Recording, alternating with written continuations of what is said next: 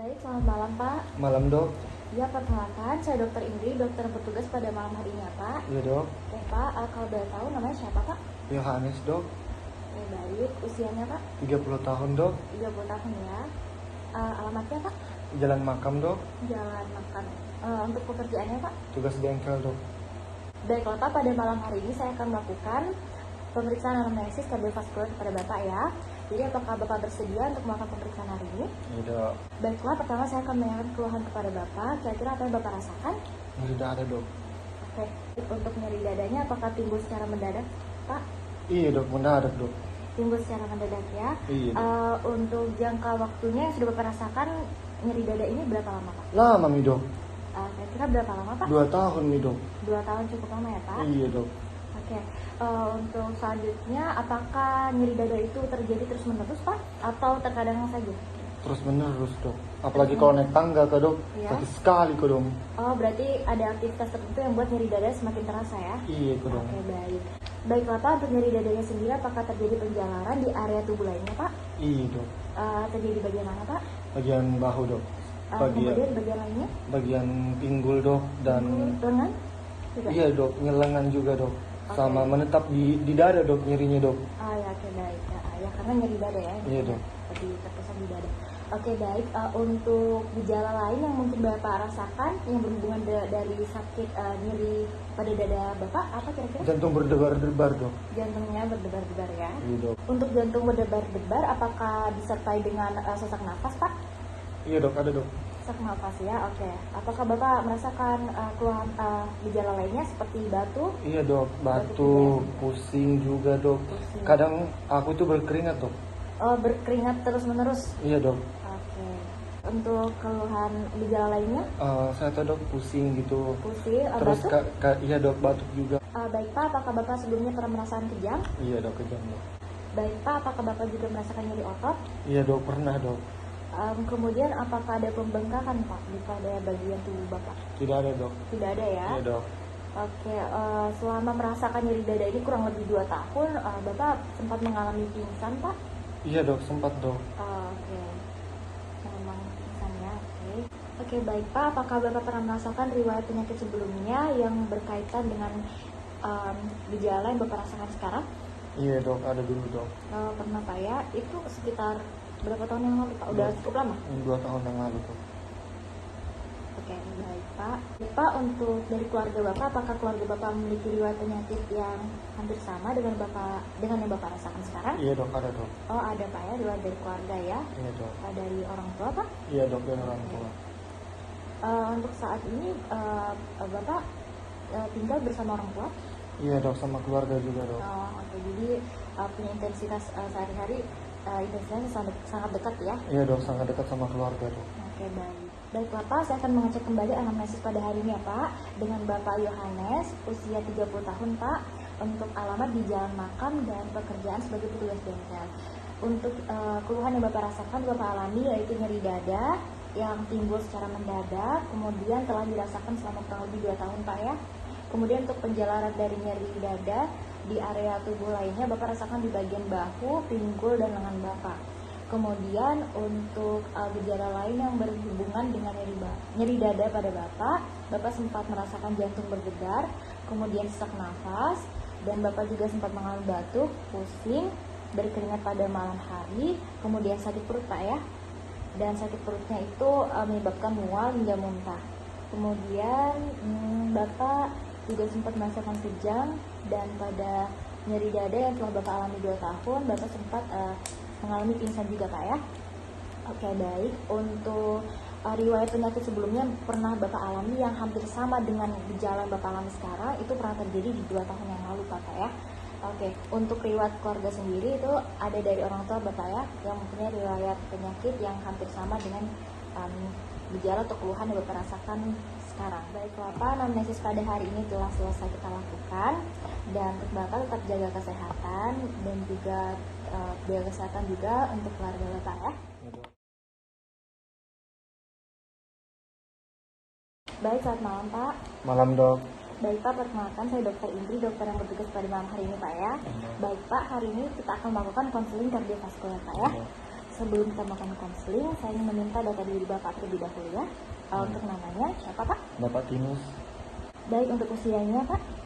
60 tahun dok. 60 tahun ya. Ya dok. Alamatnya di mana Pak? Jalan Makam dok. Jalan Makam. Kalau boleh tahu status perkawinannya Pak? Duda dok. Baik Pak, saya akan menjelaskan penyakit jantung koroner Pak ya. Jadi penyakit jantung koroner ini merupakan penyakit pada pembuluh darah yang mengalirkan darah yang membawa oksigen dan nutrisi untuk otot jantung Pak ya. Nah, untuk penyebab dari penyakit jantung koroner sendiri, itu penyebabnya itu penimbunan lemak di dalam arteri yang disebut dengan aterosklerosis Pak. Ya dok. Oke. Untuk penyakit jantung koroner ini Pak, itu terbagi menjadi dua faktor risiko, yaitu faktor risiko yang tidak dapat diubah dan faktor risiko yang dapat diubah. Ya, Oke Pak, untuk dimulai dari faktor risiko yang tidak dapat diubah atau unmodifiable risk factor, ya Pak, ini Bapak harus ketahui bahwa faktor-faktor tersebut meliputi usia, kemudian jenis kelamin, lalu ada riwayat penyakit kardiovaskular sebelumnya, dan juga riwayat penyakit jantung koroner dalam keluarga. Kemudian ada lagi modifiable risk factor atau faktor resiko yang dapat diperbaiki atau dapat diubah Pak ya. Itu meliputi kebiasaan merokok, kemudian hipertensi, lalu ada diabetes mellitus, dyslipidemia, kemudian obesitas juga. Oke, untuk Bapak, apakah Bapak punya kebiasaan merokok Pak? Iya dok, punya dok. Oke. Kalau boleh tahu sudah berapa lama merokoknya Pak? Sudah 7 tahun dok. 7 tahun lama Pak ya? Iya dok. Biasanya sehari berapa bungkus Pak? 2 bungkus dok. Baik Pak, jadi dari kebiasaan merokok Bapak yang sudah Bapak lakukan selama kurang lebih 7 tahun, dan itu waktu yang cukup lama, dan kebiasaan merokok ini juga merupakan faktor yang dapat diubah. Jadi untuk kedepannya Pak, mungkin Bapak bisa mengurangi kebiasaan merokok Bapak ya. Diawali dari mengurangi penggunaan rokok dalam satu hari Pak. Nanti lama-kelamaan Bapak bisa mengurangi terus-menerus hingga menurunkan kebiasaan merokok Bapak. Oke. Baik Bapak, selanjutnya saya akan menjelaskan untuk komplikasi pasien dari penyakit jantung koroner ini Pak ya, di mana komplikasinya meliputi penyakit cerebrovaskular, kemudian vascular dementia, kemudian ada disfungsi ventrikel kiri, dan juga congestive heart failure. Baiklah, berikutnya yaitu terapi atau penata laksanaan terhadap faktor resiko dari penyakit jantung koroner ini ya Pak ya. Ada beberapa yang Bapak bisa lakukan. Pertama dari farmakologis, di mana terapi secara farmakologis ini dapat diberikan pada pasien yang mengalami diabetes, hipertensi, dan dyslipidemia. Kemudian yang kedua yaitu penyusunan diet, di mana diet dengan berubah pola makan menjadi pola makan sehat itu harus dilakukan kepada setiap pasien. Misalnya diet rendah garam pada pasien hipertensi dan rendah kalori pada pasien dengan obesitas.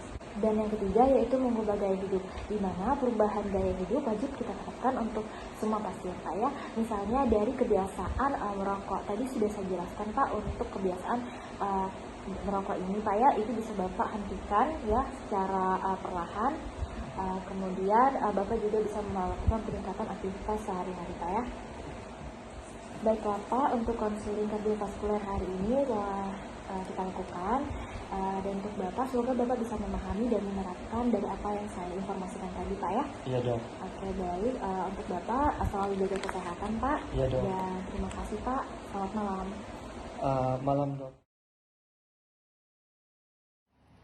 Baiklah, saya akan menjelaskan mengenai penulisan resep obat, di mana dalam penulisan resep obat yang lengkap itu harus terdiri dari yang pertama yaitu inskripsio, di mana inskripsio ini terdiri dari nama dokter, kemudian nomor SIP, kemudian alamat, bisa disertai juga dengan nomor telepon.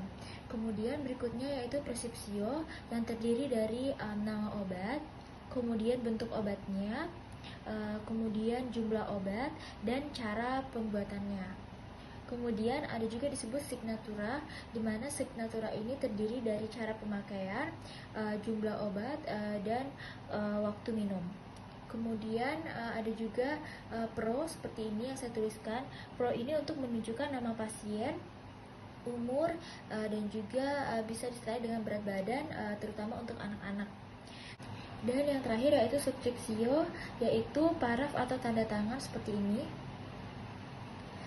dan juga garis penutup setelah menuliskan resep obat. Baiklah, di sini saya akan memberikan contoh. Di sini saya telah menulis contoh resep obat ya. Yang paling pertama pastinya kita tulis terlebih dahulu tanggal ketika kita memberikan resep obat. Kemudian di sini kita awali dengan pemberian simbol R atau resepi yang menandakan obat ini akan diberikan. Dan di sini saya menulis contoh obatnya itu Ambroxol dengan sediaan 30 mg, dan di sini tertulis angka Romawi 10, di mana obat Ambroxol ini saya berikan dengan jumlah 10. Kemudian di sini saya tulis S3DD 1 tek, di mana ini menandakan bahwa obat ini diminum 3 kali sehari 1 tablet. Kemudian di sini saya tutup dengan garis tutup dan paraf saya. Selanjutnya, saya akan memberikan obat kembali dengan menulis simbol R terlebih dahulu. Kemudian saya memberikan obat cefadroxil dengan sediaan 500 mg. Di sini bisa dilihat angka Romawi 10 yang menandakan saya memberikan cefadroxil ini dengan jumlah 10. Kemudian di sini saya tulis S2DD1PC yang menandakan bahwa obat ini diminum 2 kali sehari setelah makan. Kemudian saya tutup kembali dengan garis penutup dan diikuti oleh paraf saya.